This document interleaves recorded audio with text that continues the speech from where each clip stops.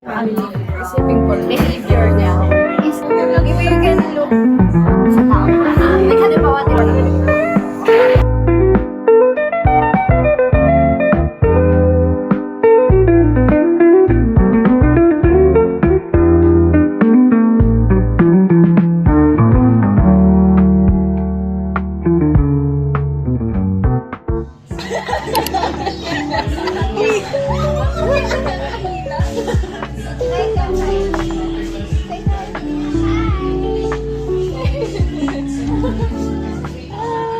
What is your most cherished memory?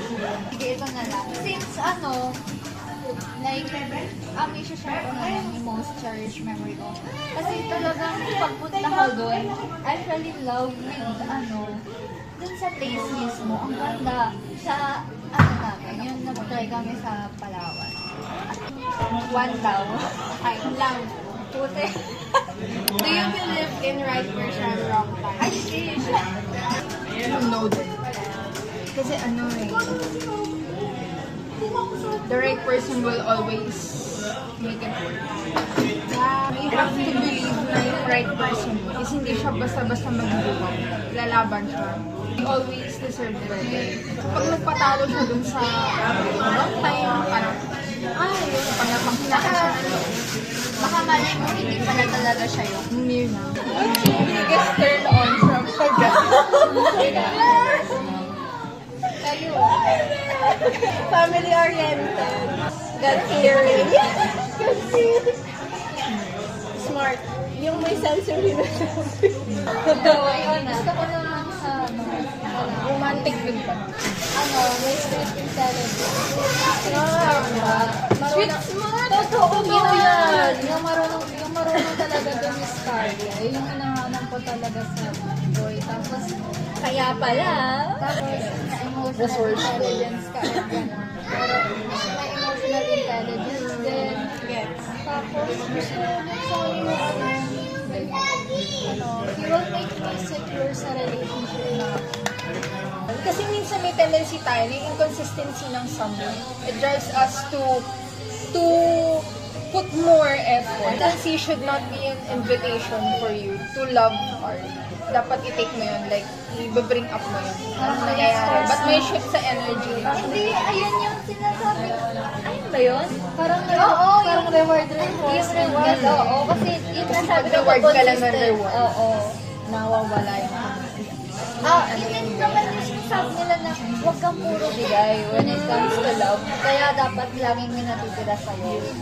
Na-pressure ka ba to take license and work after grad? Alam ko nakita na like yung ate ko, nakapasa siya sa stop na siya.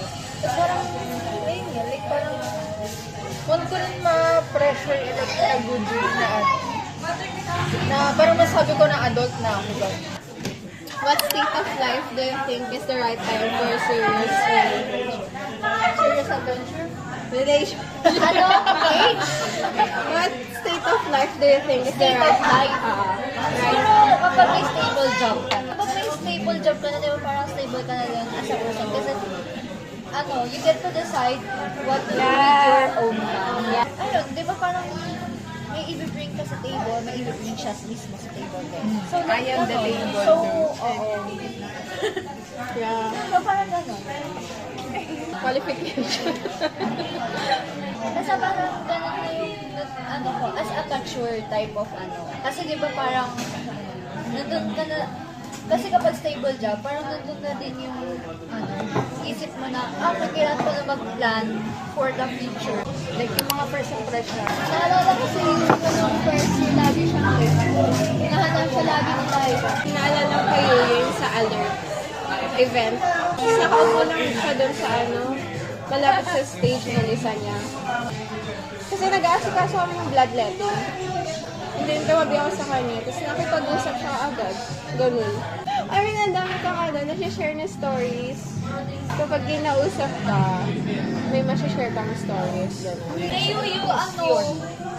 First impression ko sa kanya, parang slightly intimidated nung una. Kasi, wala, anime girl. Parang naalala ko po siya yung may ganun siya na hair, tapos ikli. Wala, naganda ka din ako naalala ko, kinuwento pa kita dun sa isa kong friend. Sabi ko, alam mo, meron na akong ka-schoolmate na parang siyang anime. Kay Dina? Yung first impression ko kay Dina, sinampal niya ako kaya napakasungit niya mo nun. Okay, impression ko kay Dina. Comfortable agad. May, parang ako may radar sa yung mga ka-vibe ko na tao. Kasi mas naiintindihan ko siya, it makes me feel na I know kung paano how I want others to treat me. Sa situation na yun, yung ginagawa ko sa impression ko kay Nina. Ayan. Ang dami ko ng date kasi dyan Date? sa kanya. I mean, nakapag-date kami as dalawa lang. Tapos, ang comfortable niyang kasama. Yung parang first date niyo as a friend with Dina is makapag-share ka na ng mga sensitive stories sa buhay. Ganun siya ka-safe space. Tsaka solid siya magbigay ng advice. Oo. Si Tia. Para kambal. First impression ko kay Tia, matalino. Maganda. Parang nang dumi-start. Legit, matalino ka to. Mature. May ka na independent. Independent girl. And solid pagbigay ng advice. You're like perfect. Sorry mo. Si Tia. Sobrang bait no, Tia. Simula first year niya nakilala ka until now, we're senior year. Consistent. Consistent.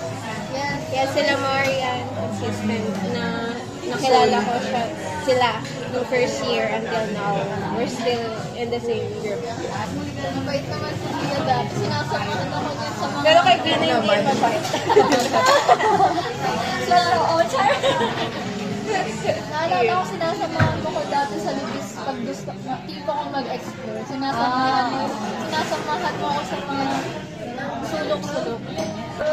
The last but not the least, first impression, kasi since first impression muna tayo sa online kasi doon tayo unang nagkakilala. Ay, oo. I mean, napaka-reliable mo when it comes kasi di ba nasa secretary ka, tapos wala so parang doon niya na wow, ang galing niya siya.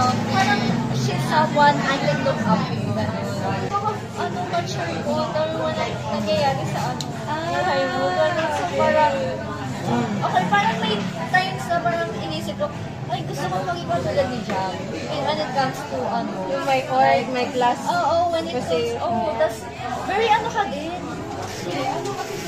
Marami kang makilala. You know how to communicate. And maging kilala mo yung mga tao na kaya nila to, kaya nila. Kung ano yung hindi nila kaya. Sa mga orgs, sa mga class natin. Okay, ayun yung nag-iwan akong perception.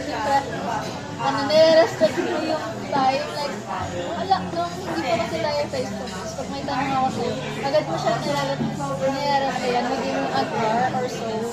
And parang doon na, uy, wow, parang na-impress lang. Kasi mostly pag online kasi it takes about gabi na makasagot, like may sorry kasi ganito. Tapos ikaw, nakasagot siya agad. Admire ko na namin yung like circle of friends. Tipak lang sa kay Ate Max. I look up to Ate Max din eh. Kasi tapos ang dami, you're resourceful, responsible. Tapos dali mong pakasama. Now na friend na kataan. Yeah, that confirms well. Mo like, taas mo. Promise mo taas ka, hindi ka lang sa dito. Mataas pa dapat alam mo talaga yung worth mo.